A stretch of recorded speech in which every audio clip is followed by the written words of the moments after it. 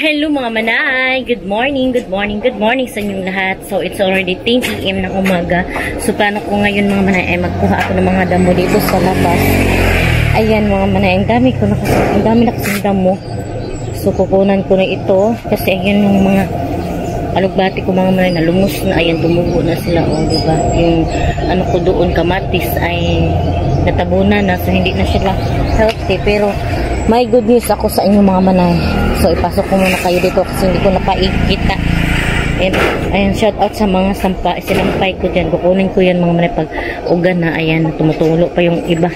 Ang manok super laki na. Ayan yung kamatis mga manay. Oh. Lumaki na sila. At ito yung mga ang kamatis na iba mga manay. Nagsinumbagay na kasi wala na akong matransplant wala na akong ibang malagyan yan. So ayan, nagsinumbagay na sila dyan mga manay. Sayang kasi hindi matanim ba. Pero itong iba ay natanim ko na sa ibang paglalagyan. Ayan, at saka ito mga manay, hindi ako sure kung at salbato or sili, basta ayan, hayaan ko na lang yan sila kung ano yung magbunga sa kanila. Ayan, diba? Swerte kung sili kasi mahilig kami ng sili ni Mister. Ayan. So, mga cactus ko. Ayan. So, magkuha na ako dito ng damo. Wala akong ibang mga manay. Ayan po. Pang pang kuha. Ito lang. Hindi naman ito dito. Hindi din mainit yung panahon. So, okay lang na tayo dito. Kasi, hindi naman mainit. At saka mga manay, hindi din matigas yung dito. Damo, hindi siya madali lang siya makuha. Kung pwede yan anuhin lang siya, birahin lang ba. Wala ay madilim man tayo dyan. Ay nakuha naman yung ko. Puday, kita nyo na yung puday ko. Pasensya na kayo talaga, oy. Kakahiya naman, oy. So yun, kailangan nating mag-upload ako mga manay kasi wala akong upload kahapon. Kailangan kong mag-upload. So, Sabado ngayon mga manay, kaya ayan, nagpa-time ako na dito. Magkuha ng mga damo. So, kuha tayo ng damo kasi madami na oh.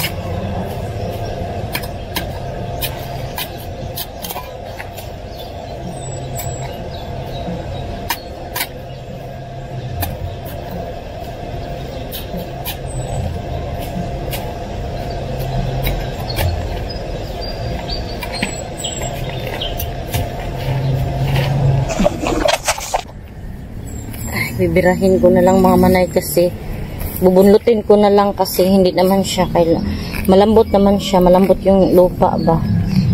Ayan. So, buti na lang maganda yung panahon. Kaya okay lang ako dito, hindi mainit yung panahon ba. Okay lang siya bubunlutin kasi hindi siya masyadong hindi siya mabigat ba.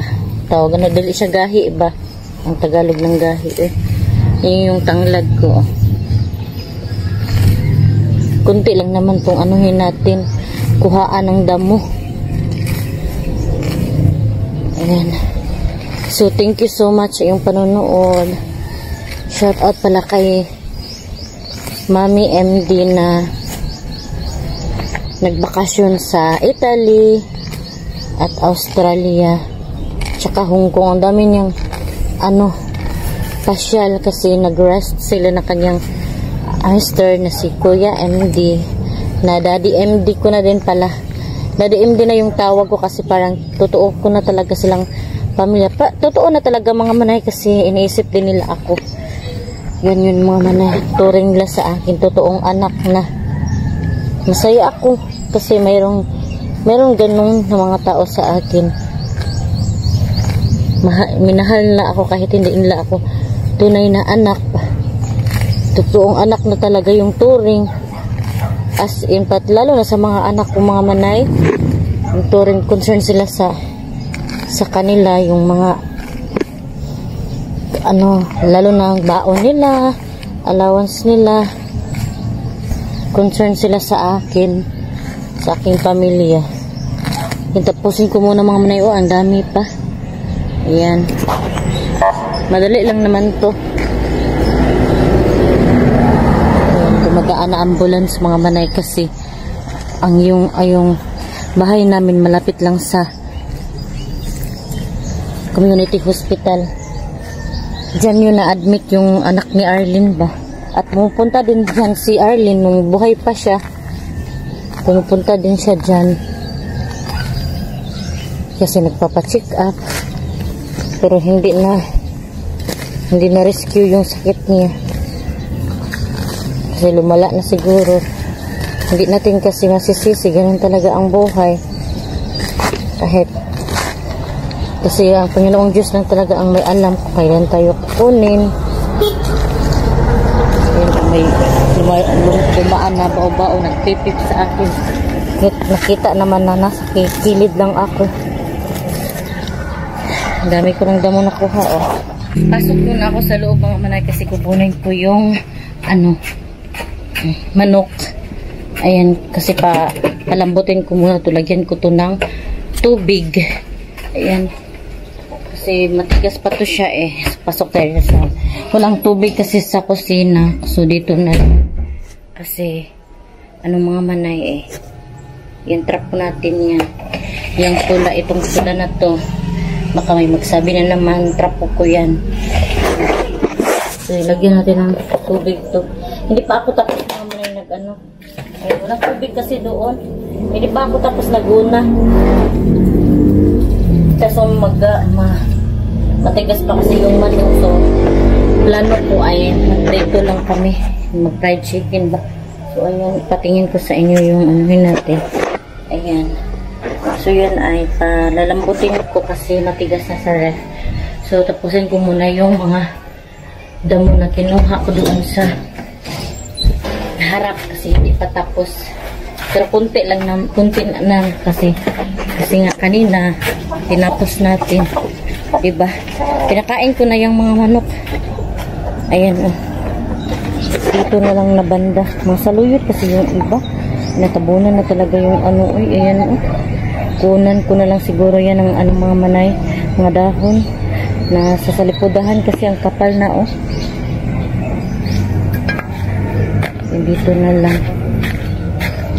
Kunan ko to. Ito ay binilag ko. Ito ay pagkain ng mga manok, pato, ganun. So, ang kapal-kapal na kasi palaging kinukuhaan. May kalabo din ako dito. Ayan, kalabo. Kapag may ubo, yan iniinom. So, tapusin ko muna to mga manay. Kunti lang naman eh. Yun mga manay, naiiyak ako mga manay kasi may mga taong nagmamahal sa akin.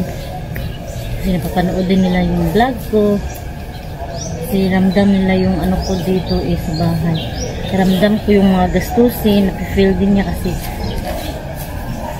kaya binibless yung mga ganyang mga tao. Kasi sobra-sobra din sila magbigay ng tulong sa mga tao na nag-need. Kaya thankful ako. Kasi mayroong mga taong ganyan sa buhay ko.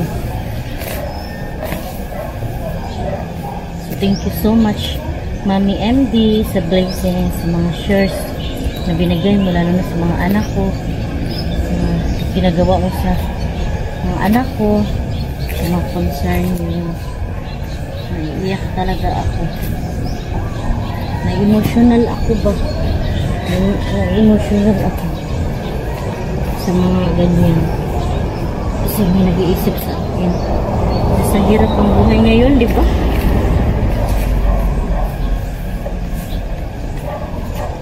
Napit ang matapos magkuha. So, ito yung natin yung ganap. Ganap natin sa Sabado. Mga ang damo. Kailangan kunan na kasi makapal na.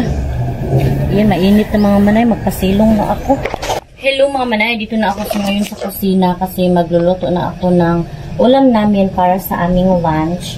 Tapos natapos na kasi ako doon. Kumuha ng mga damo. So, ito yung ulam namin mga manay manok fried chicken yung namin ulam. So, ayun. Prito-prito tayo ngayon. At saka, dito pa sa Bayugan mga manay ay fiesta. So, daming mga event. Punta siguro ako mamaya doon kasi nanonood ako ng, ano ba, street dancing kasi may street dancing doon. Tsaka, papupuntahin din yung anak ko kasi manood daw sila yung, kasama yung mga kaibigan niya. Kaibigan niya sa paaralan.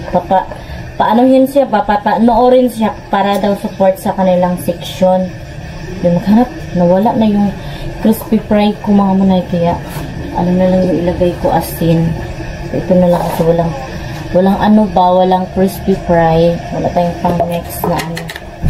So ito na lang yung ilagay natin, asin at saka magic sarap, pampalasa ito mga manay. So okay lang naman pampalasa. So hindi na tayo gagamit ng gitsin mga manay, gamit na tayo ng magic sarap kasi ito yung, kasi masama ang palaging magbibitsin. Sabi ni Mom MD from US, hindi maganda yung sa kalusugan yung may magbibitsin, masama ba. Okay, magic sarap na lang ilagay natin. So thank you so much Mami MD sa tips. So wala akong ano so ito na lang, magpalasa lang naman, hindi naman yan. Tinalong pala nila.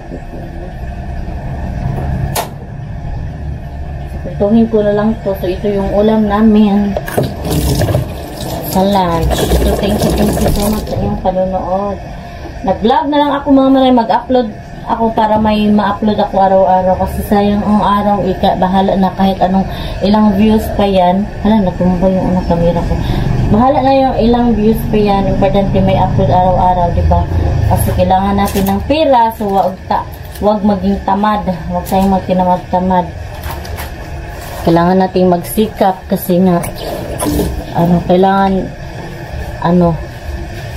magsikap para isakaitan uunlad. Charis, kasi nga dito na nga tayo sa bahay, nag-start na nga ako sa pagtatrabaho ng aking kapatid, so why not hindi tayo magsikap. Kailangan natin ng extra income kahit dito lang tayo sa bahay. Ganyan talaga mga manay kasi ang hirap na talaga ngayon, super mahal na ng mga bilihin.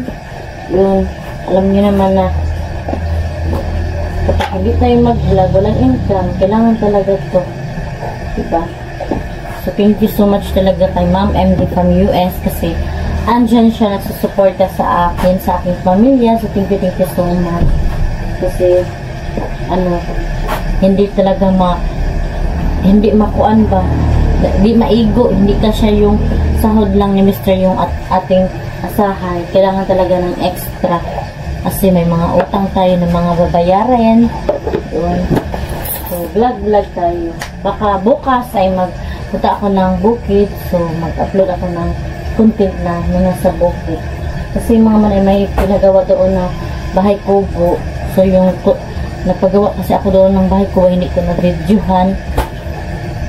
Kunti lang naman na bahay kubo mga manay, para may masilungan tayo doon kapag pupunta tayo doon, diba? So thank you so much Ma'am MD kasi napakagawa.